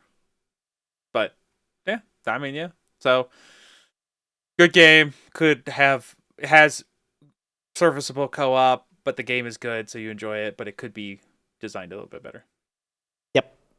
Exactly. All right. Well, the last one on my list is Dead Zone Rogue, which is a fast pay. I mean, a lot of rogue light/likes on this list, which is funny. But it's a roguelite FPS set on a space station, overrun by machines and other biomechanical creatures. You wake up with no memories, fight through procedurally generated structures, and then get upgradable items and weapons and augments as you push further and further to figure out what's happened, what's going on, who you are, that type of thing. Sounds great. Excellent shooting. A lot of fun. The gunplay feels good, responsive, and toit. So my thing here is a lot of the base stuff is good. It felt good, but I'm not necessarily going like, oh, this is the most amazing thing ever, but I had a good time. The story elements didn't have a huge payoff, which is kind of a bummer because I do like a good mystery. And I never played it with a lot of other people. So I feel like the opposite kind of to your Shape of Dreams. I feel like the people is what would make this one interesting. Yeah. Yeah, I think in that one, that's much more of a like group-based gameplay is kind of the fun of that one. I think I've played a lot of roguelike or roguelite FPSs at this point, and all of them tend to feel really repetitive. And I think a large part of that is because of the FPS nature. Like, you can only do so many things shooting a gun. Yeah, you really have to have more interesting environments and enemies to deal with. Yes, you really do. Where you gotta put that. Because when you're in the fantasy realm, like Shape of Dreams, right? You can do anything. You can give someone a giant ass hammer and send holy energy out of it. Well, you can still do that with sci-fi. I mean, like, spoiler alert, we have problems with Borderlands, but the Borderlands base, where you have the ridiculous guns, the ridiculous grenades, the ridiculous powers on an FPS base, that's where you can get a lot of your interesting stuff as well. Stuff around it, right? Mm-hmm. Yeah, for sure. But that's why it's kind of here on this list. But I think you and I also could have maybe played a few more games actually from 2025 rather than games from other time periods. Yeah, for sure. But on that route, did you want to get into your like honorable mentions that didn't necessarily have to be in 2025 that you played? Yeah, absolutely. Last year? I'll kind of just like list through them, maybe give some explanation as to why. So RuneScape Dragon Wilds was kind of my first one. I only very recently played it. It didn't make the list primarily because it's early access. And I don't personally think that it's appropriate for it to be on a Game of the Year list if it's early access. Agreed. But it has been very enjoyable. Very similar to Valheim, for those who are interested, while set in the RuneScape universe. The gameplay is very similar to Valheim as well, but I feel like the crafting is much more streamlined. And it doesn't expect you to put in 3 hours to get iron. I mean, that's fair. But before you go on to your next game, unless you were wanted to say something else. Go ahead. I was just going to say, I put in Jump Space for the exact same early access reason. Mm-hmm. I thoroughly enjoyed it. It needed way more content, which is the other portion. Between that and it being early access, everything that was there I did thoroughly enjoy. Had a great time with friends. So eventually when that gets more content and a full release, I definitely recommend people try it out, but it's not on the list for that reason. Yeah. R.E.P.O. for me is my next one. The reason I didn't put it there, I really haven't put enough time into it for it to really be worth it. And I only very recently started playing it, and I really want to play it with more people who are I don't know who you're gonna do that with. of a similar mentality. Because the people who I have played it with currently are kind of the mod the challenge out of it and have fun type of people. Yeah, I mean, God, if only you could have a person that like doesn't even talk in Discord to use and they specifically choose to use the in-game audio. Like, man, if only there was. Yeah, I wonder where I could find that. I mean, maybe you let me know if you find them though, because I'd like to join when you find that person. I will keep you in mind. All right, perfect. Oh man. Alrighty. All right. You want me to go on my next? You want me to You go. I only jumped in with jump space because it was same reason. Similar reason. Yeah, fair enough. Yeah. So my next one was R.E.P. There Yet. That was an amazing game. Absolutely amazing. I'm talking, I have done 2 sessions of it. And only because there are 2 maps. It is a 1 gameplay game. Like you do 1 playthrough and that's it. Like you're done. 100%. I haven't seen this thing at all, and I'm watching the Steam entirely video fair. It's right now. It's a social game. It's ridiculous. It is. It is absolutely ridiculous. For those who are unaware, you are driving an RV with a group of people, and you have to traverse through this map because a tunnel collapsed. And you're just on a road trip in your RV. Like that's the extent of it. Right. And there's all kinds of craziness that happens. The RV can get damaged and you need to repair it. The obstacles that it takes you through are absolutely crazy. This thing is hilarious. My WoW group, my primary WoW group, we spent, I want to say it was 9 hours straight. We played 9 hours straight through the first map and beat it. And then they came out with another one, and I don't remember if we actually beat that one yet. I don't know that we have. But we put another 9 hours into it. It was rather insane. But that's the kind of gamers that we are. You missed the most important part of this. Okay, I'm listening. I mean, the cigarette simulator. Oh yeah, 100%. Smoking increases how fast you run. By the way. Oh, does it? Yes, it does. That's why I'm saying this constantly. So you are actually constantly dragging from your cigarette. It's hilarious to me. Well, it looks like a lot of fun. I could tell you that. Yeah. Alrighty. I would totally be willing to do a little gameplay playthrough with you if you really wanted to. I really hope they come out with more maps. Even I think it would be acceptable for this company to come out with maps as paid DLC. Sure. Like actually real talk. Because at the end of the day, you bought the game for what was it? It's $7.99. Yeah, exactly. $7.99 baseline. Like you bought the game for less than $10. Yeah. Well, I don't think most people have a problem with reasonably priced games that have reasonably priced DLCs. Yeah, you could charge me the same amount for another map. Because at the end of the day, I got more time, like more hours out of the gameplay than I spent dollars. Sure. So, yeah, it's a very worth it. I really hope they come out with more maps. They came out with a snow map very recently for free, which I think unfortunately set a pretty bad precedent for them. But I would totally buy new maps if they did it.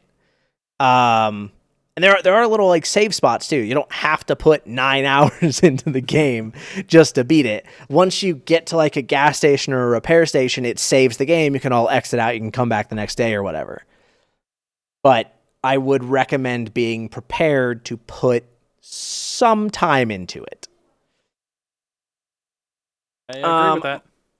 My next one after that is actually World of Warcraft: The War Within Season 3. And the reason that it didn't go on the list is because I don't think it's appropriate for a season of a game to be on a list. I mean, Yeah, But that's fair.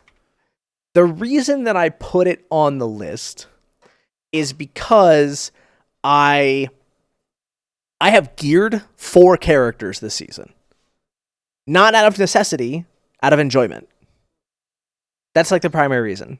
And like it's not like new stuff has come in or anything like that. It's all the same crap that season 3 launched with initially, but it has been enjoyable. That's fair. The one after that is just Ball X Pit. I know it's been revered quite a bit. I very recently picked it up.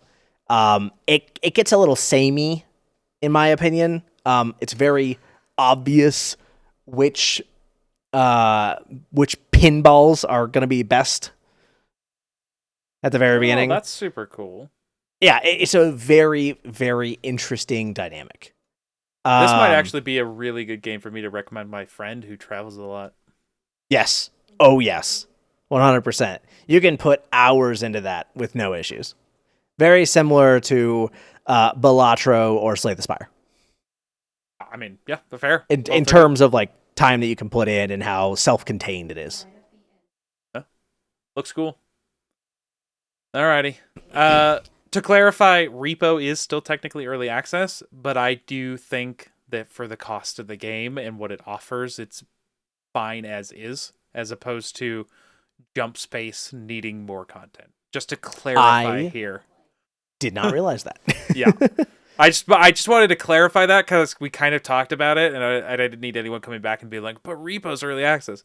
Like, yeah, but everything that's in there is good, and they are still updating the game. So, like, if they stopped today in 2025, said we're done, here's the full release 1.0, where it's at for the cost is good. So it's the reason I put it on here as opposed to Jump Space, which needs more content. On my list of enjoyed games, Broken Arrow, which is an RTS. However, it is broken. So everything that it offered is awesome. It's exactly what I want from an RTS. It does a lot of cool things. They added, very rare for an RTS, but they added the whole suite of tools to pick one of their maps and then create full missions. So they gave you basically the developer tools, the spawn unit here at X time, the map increases from this size to this size on this trigger, all of that stuff, which a lot of RTSs don't include. So, like, there's already cool, like, community-made stuff, but the problem is that it's a very small development team, and I don't know, but it might legitimately be, like, only a couple people. And there were problems with it. So unfortunately, it can't be officially on a list, but I did thoroughly enjoy it. Delta Force came out in 2024 at the end of it, so played quite a bit at the start of the year, which even though it had problems, I thoroughly enjoyed. Specifically, also played an older game, Resident Evil 4, which the original is one of my favorite games of all time. I didn't play the remake when it came out initially, for a couple reasons. One, I was playing other stuff at the time, and two, legitimately, RE4, the original one on GameCube, was one of my favorite games of all time, and it was hard for me to muster up the courage, is how I want to describe it, to play the remake. Like, is this going to affect my nostalgia of the game, my view of the game? Are they going to do it right? I will say they did change quite a few things, but the remake that they put out was good. So I ended up having a great time, and then modding the crap out of it, and then realizing there is a whole bunch of dirty mods for that game, which is not the game that I would necessarily expect to have all the dirty mods, but it did, which is wild. Anyways, the other honorable mention on my list were the Konami remakes, both the Metal Gear Solid Delta and Silent Hill F, which were both valid and good remakes that had some problems, but I'm just not sure they qualify for my list in particular. That's fair. Alrighty, we should finish up on, well, did you have anything you want to talk about for any of those games?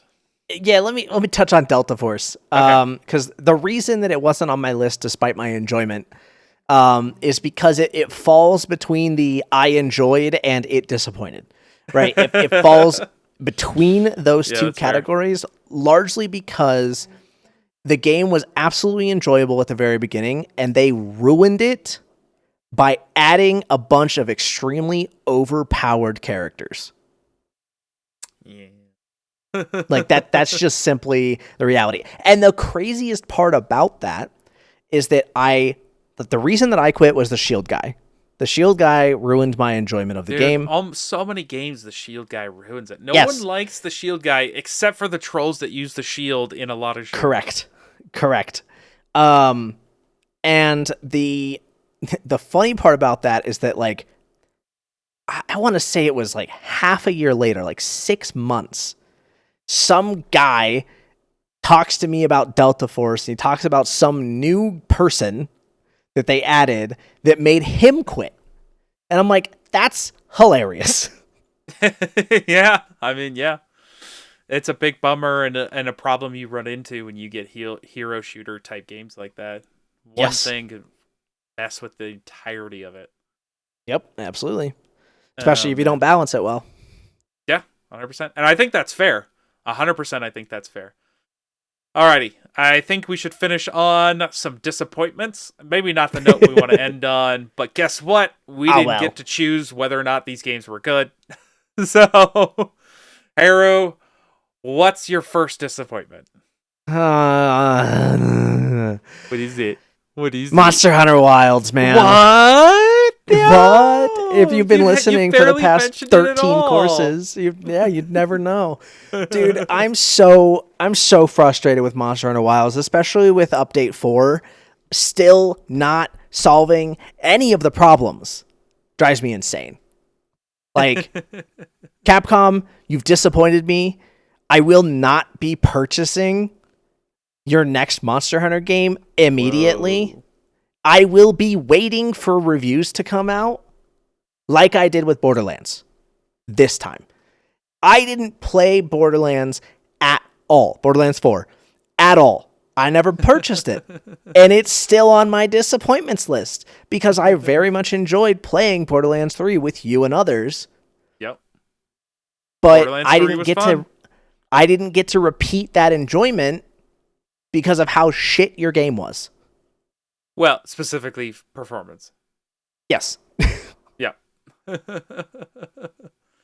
Which is a bummer, because between that and the CEO not giving up. Because it's one thing to put out a game that has problems and for you to come out and be like, we acknowledge it, we had to release it, we're going to fix it, we're sorry. Not necessarily acceptable, but understandable. And it's another to be like, nah, you're just fucking poor, dog. Get more money to buy that $2,500 graphics card that you need to play the game. Otherwise, it's a you problem, dog. Yep, pretty much. Friggin' insane, man. Dude.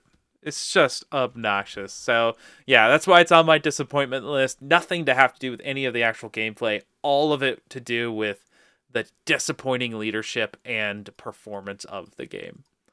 Yeah. And I find it insane that their recommended is an RTX 3080 when 5070s can't freaking run it. Well, and that's what it is, I think, now. But, like, wasn't it, like, recommended when it came out, like, something else? And it just... Oh, I have no idea. With DLSS on or whatever? I mean, we talked about it in a previous course. You could... It's actually probably, I think, the first one. So you can go back to course 1 and listen to us rant about it. But, yeah, it's a bummer. We've talked about it before. Everyone understands what's going on. One of my other disappointments was Civ 7. A major departure from what made the franchise good, and everybody had a problem with it. No one knows why they made all these crazy changes, so it kind of fell flat on its face. I can tell you why. Go for it. All right. So a game came out called... Oh, man. What the fuck was it called now? Anyways, it was Millennia? I don't remember. Anyways, there was a game that came out that was Civilization like, but instead of playing one civilization through the whole game, you swapped between civilizations and you picked bits and pieces from that era from those civilizations, right? And it got a lot of very high praise when it initially came out, but it fell off very fast. So my guess and my assumption is that when they were in development for Civ 7 was right around that time when they were solidifying stuff. And then they went too far with it and couldn't pull it back by the time that people stopped enjoying that game. I swear to God, it's like Millennium or something like that. I mean, you would know better than I did. Yeah. I stopped enjoying Civ around Civ 6, to be honest. But the game's still enjoyable, but there has been a long-standing understanding from Civilization players that you should never play the odd games. You should only ever play the evens. Yeah, that's my philosophy. I'm not necessarily specifically that, but it was always like I'd skip a few years, right? Get a copy every few years. Yep, pretty much. Because like Civ 4, for example, was the end of Doom stacking, where you could just stack all of your mobs in one tile. So Civ 5 was them trying to really solidify their hexagonal gameplay, because before it was squared. And after that, 6 was really good. But the issue that I ended up having with 6 is that it kind of just turns into Sims 4, or just the Sims in general, where there's just so much DLC that is thrown at you that if you, at the end of the day, you end up spending $300 to $400 on the game. And like, look, I get it. I understand people. I've put well over that into World of Warcraft. I've put over that into League of Legends. I'm not saying that I don't want content and that I'm not willing to spend money on content. But the problem comes down to my initial enjoyment of the game. Right? If I'm absolutely loving the game and the concept of what you're providing me is good, I'm going to buy it. If it's not, then I'm not going to buy it. And I'm probably just going to stop playing the game because I just stopped caring. What a radical belief. Right, I know, right? Crazy. You had one more. Yeah, last one. Disappointment of the year for me, Assassin's Creed Shadows, which a lot of people tried to initially be like, no, it's a success. And then, Ubisoft has to avoid going under and sell itself to China, and it comes out that it didn't actually sell that well. But that's neither here nor there. Specifically on the game itself, look, okay, who's the main character of the first Assassin's Creed game? Do you remember? No. It's Altair. So it's a gentleman that belongs in the setting, right? Do you remember the ones for like the next 3? Nope. No, that's Ezio Auditore, an Italian set in Italy. Then you obviously have a privateer for the Black Flag series. You have an Egyptian for the one set in Egypt. And you have a Viking character set in kind of that Vanguard, or what was that fourth one, the last one? Fourth Shadows. But anyways, you have an appropriate setting character, right? Mm-hmm. You have a game set in Japan. Now, I understand that Yasuke is a person that existed in real life. Sure. However, you have a game, you're right. However, you have a game that's finally set in Japan, What do I want from a game finally set in Japan? I want to Ninjas. play a Japanese badass assassin. That's what I want to play. I don't care that he's black. He could have been white. I don't want to play basically what is a Western-based character set in Japan as one of the main characters. That is ridiculous. Let me get immersed into the culture. If you wanted to include Yasuke, just like Da Vinci in the other Assassin's Creed games, he should have been a side character that you can go do missions with or for. You can still put him in the game, but it should have been an awesome badass Japanese ninja. That's what I wanted to play. So personally, it's on my disappointment list because I've been wanting an Assassin's Creed game set in Japan for so long, and instead you gave me this bastardized Western version of Assassin's Creed Japan. Yeah, I mean, you literally gave us a Gaijin game. Yeah. Like, actually, like you gave us a Gaijin game. That's it. Yeah. I mean, you're not wrong. Congratulations. For those who don't know, just so you don't think I'm just saying some random word, Gaijin means outsider in Japanese. Yep.